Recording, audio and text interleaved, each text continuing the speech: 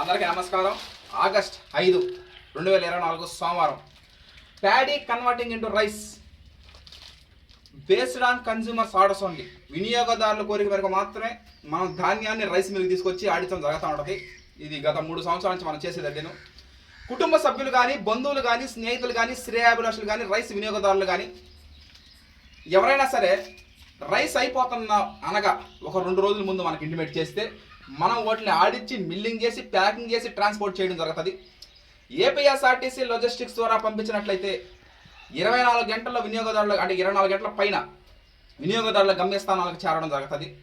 నవత road transport ద్వారా 3 రోజుల పైన ఉంటుంది కాబట్టి అక్కడ ఇంకా డిలే ఉంటుంది. కాబట్టి మనకు ముందుగా కానీ ఇంటిమేట్ చేస్తే మనం వాటిని మిల్లింగ్ చేసి ప్యాడీ కన్వర్టింగ్, అంటే ఫ్రెష్గా వేడి అన్నం ఏ విధంగా తింటామో ఆ విధంగానే బాగా మగ్గిన తర్వాతనే వాటిని రైస్గా చేసి రైస్గా తినడం జరుగుతుంది. కోటి విద్యలు కూటి కొరకే. ఎంత సంపాదించినా కూటికే, ఎన్నాళ్ళు బతికినా కాటికే. బతికిన అన్నాళ్ళు మంచి ఆహారం తినడం. ఈ విధంగా సివిఆర్ మెథడ్ ఫార్మింగ్లో మనం రైస్, ఆర్గానిక్ రైస్ పండించడం ఒక సంతోషకరమైన విషయం. అది హైదరాబాద్ తర్వాత ఉభయ గోదావరి జిల్లాలైన తూర్పు గోదావరి, పశ్చిమ గోదావరి, కోనసీమ ప్రజలకి ప్రత్యేక కృతజ్ఞత తెలుపుతున్నాం. హర్షద్ విహారం టీం పర్